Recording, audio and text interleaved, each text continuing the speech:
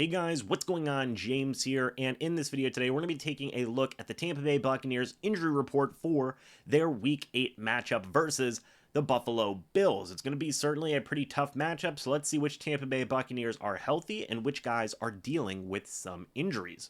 First name I want to take a look at here is right at the top, you have Chase Edmonds, who is designated with a knee injury. He was full go on Monday, full go on Tuesday. Now, we made a separate video talking about the idea of Chase Edmonds possibly, being able to play returning from the injured reserve. Now it seems like that's going to be all but a certainty. It looks like Chase Edmonds is good to go. We've talked about this already here on the channel, but Chase Edmonds may be a very welcomed addition to the run game. You take a look here, 3.2 yards per attempt for Rashad White, 1.7 for Keyshawn Vaughn, even 1.5 for Sean Tucker, 5.0 for Chase Edmonds. I know it was only on 4 runs, but hey, it gives you a little bit of hope, right?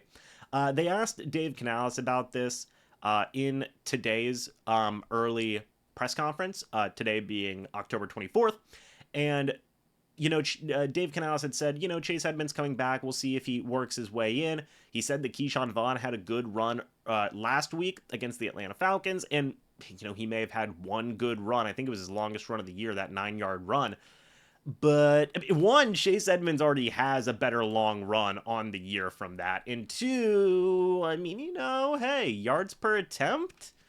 I don't know, man. I may still want to see what Chase Edmonds can do in that situation, considering he has the longest run of the year that isn't from Baker Mayfield, which is still just, oh my goodness. Point being is that Chase Edmonds may be a very welcomed addition back into this running back mix, and we'll see if he can certainly help out the run game, although the Buccaneers may not even be looking to focus on the run game as much anymore, as we talked about in a separate video based on the comments from Baker Mayfield. Anyway, we're going to go to Matt Filer. We'll get to Baker Mayfield in a minute, by the way.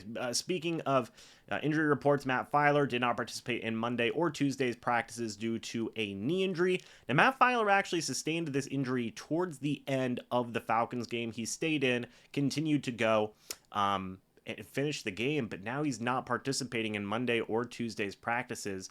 That's pretty interesting to me. It's definitely gonna be an interesting situation, right? You take a look at the Tampa Bay Buccaneers roster, and you have a lot of different guys there, right? You've got Aaron Stinney, who's there at guard. You have got Nick Leverett there at guard, somebody who can certainly get some things done. Like there's definitely a lot of different guys there who can potentially slip into that guard spot, right? You've got Aaron Stinney, you've got Nick Leverett, Luke Gedeke, he's a tackle. It says he's a guard, but he's not. He is a tackle now. Those are going to be the two guys that you're going to look for, right? Aaron Stinney and Nick Leverett. Aaron Stinney is interesting because he's started playoff games for the Tampa Bay Buccaneers before. That's interesting to me, right? Even going as far back as, a couple of years ago, he started all 3 playoff games for the Tampa Bay Buccaneers in their Super Bowl win, as you guys can see up here in the orange bar. Didn't start any playoff games in 2021. He did suffer a torn ACL, I believe, last year, or in 2022. My apologies. Only started one game in 2021 also, but, Aaron Stinney's been a guy who's been around for the Tampa Bay Buccaneers for a couple of seasons now, right? Since 2019, which is kind of cool in my opinion. Aaron Stinney isn't one of those guys that you think has been around for a super long time, but he's been with the Bucs for a few years now. Solid veteran at 29 years old. He can be a guy that you may kind of see slip in there at guard. Another big option would be Nick Leverett at guard. Somebody we've talked about before, 26 years old, was a guy that, hasn't gotten any playing time this year, but started 10 games at guard last year after the Tampa Bay Buccaneers benched Luke Gedeke, essentially. In that situation, he played in 11 games total. So I would assume, considering he's got the most recent starting experience, that you may look to a guy like Nick Leverett first, and then maybe Aaron Stinney. Both have some interesting things going for them, but if I had to guess, also, he did play in the playoff game for the Bucs in 2021, a little bit. But anyway, point being is that if I had to guess, I would say Nick Leverett may be that first guy the Buccaneers go to, given the most recent starting experience, if a guy like Matt Filer cannot go. Chris Godwin did not participate on Monday due to a neck injury. He was a limited participant on Tuesday due to a neck injury. So this is going to be interesting, right? Just because of how big of a deal how big of a deal Chris Godwin has been to the Tampa Bay Buccaneers passing attack. I mean, I showed you guys in a previous video. You take a look here. Chris Godwin is tied for the lead in targets with Mike Evans, both having 49. Godwin, 33 receptions. He leads the team so far.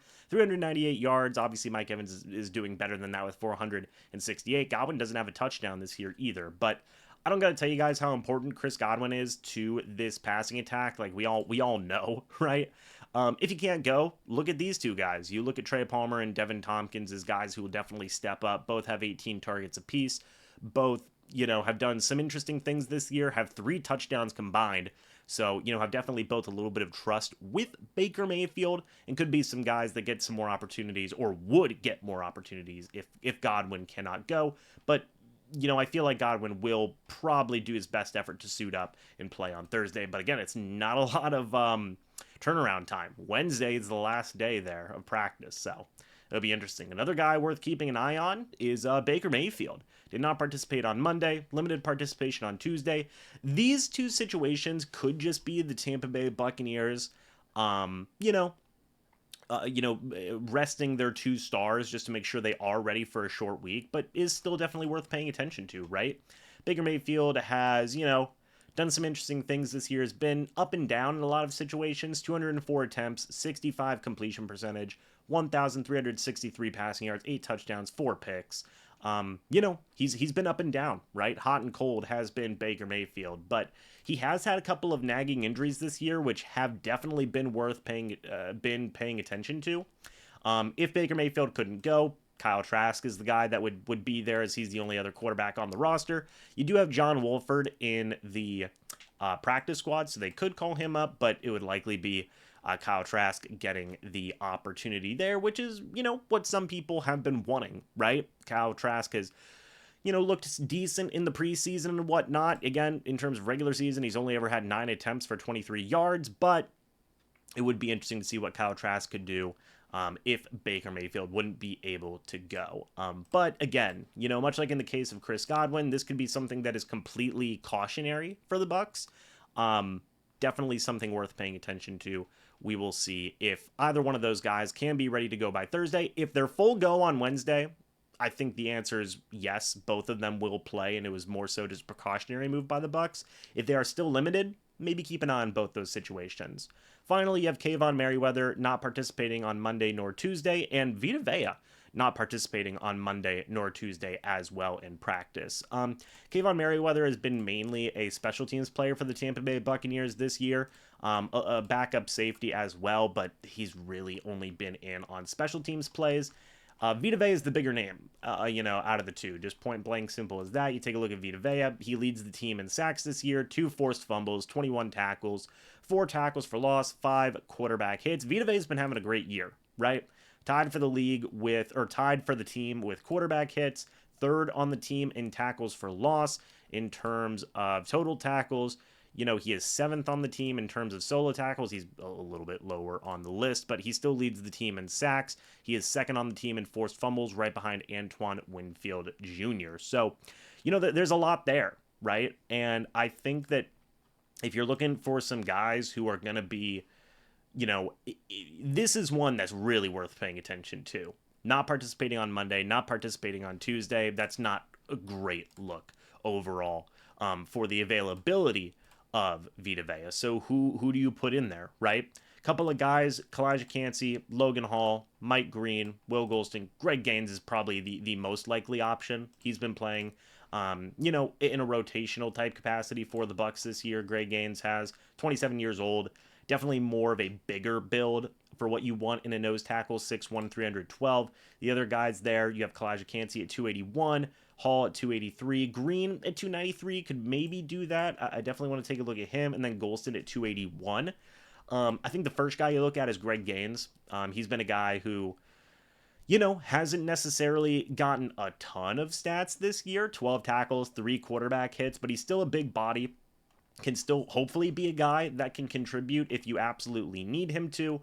And so far this year, right, he has been playing in a relatively healthy amount of defensive snaps, right? 41%, 36%, 53, 38, 34, and then 48. Throughout the season so far. So, like, Greg Gaines has already been a healthy part of the rotation. I feel like that would continue. He'd probably get up towards, like, 60%, maybe 65% in terms of defensive snaps if Vita Vea can't go. Mike Green's another interesting guy, 24 years old. Kind of a cool story, too. Battling his way onto the Buccaneers 53-man roster this year. 3 total tackles this year. Started 2 games. That was wow. Kalijah Cansey was dealing with injuries. You saw Mike Green come in there. He's played 34% of the defensive snaps for the Tampa Bay Buccaneers this year. If we go and take a look at the game-by-game snap count, he was playing a ton early on, right? 47%, 47%, 41%, 37%. Kalijah Cansey comes back 23% and then 9%. That would probably change without Vita Vea in that mix, because then you're going to be moving around Kalijah Cansey, going to be moving around Logan Hall, Greg Gaines, Will Golston, like all these different types of guys would be moving around. Even a guy like Will Golston, right, has only got 1 tackle. Well, sorry, no, has gotten 9 tackles this year. He's another guy that you could certainly move into that defensive tackle position, just rotating a lot of guys around. Again, he's been playing in roughly like 20% of the defensive snaps this year. He played in 45% in week number 3. He would also be a guy that would be playing more. So I think these 3 guys, right? You look at Greg Gaines, you look at Mike Green, you look at Will Golston. Those are going to be the 3 of your initial guys that are going to step in the absence of Vita Vea. And then maybe you even like get real crazy and start maneuvering around Kalijah Cansey and Logan Hall in that mix as well. But folks, I would say for this, keep an eye on Chris Godwin, keep an eye on Baker Mayfield. Those 2, depending on what they do Wednesday, we'll see. Vita Vea, man, that one's interesting, right? It definitely is not a great look. Wednesday's going to give us a lot more information, but it really seems like it may be leaning towards Vita Vea not playing in week number 8. Similar thing with Kayvon Merriweather. Similar thing with Matt Filer. And then seems like Chase Edmonds is going to be good to go on his return. So pay attention to Godwin and Mayfield. Vita Vea, Merriweather, and Filer. Seems like they're probably not going to be playing here in this upcoming game. But what do you guys think about this injury report? Let me know your thoughts and opinions down in the comments section below. I'd love to hear it. Thank you so much for watching this video. Hope y'all enjoyed. And as always, I'll see you all in the next video or the next live stream. But until then, and as always, guys, goodbye for now, and go Bucs.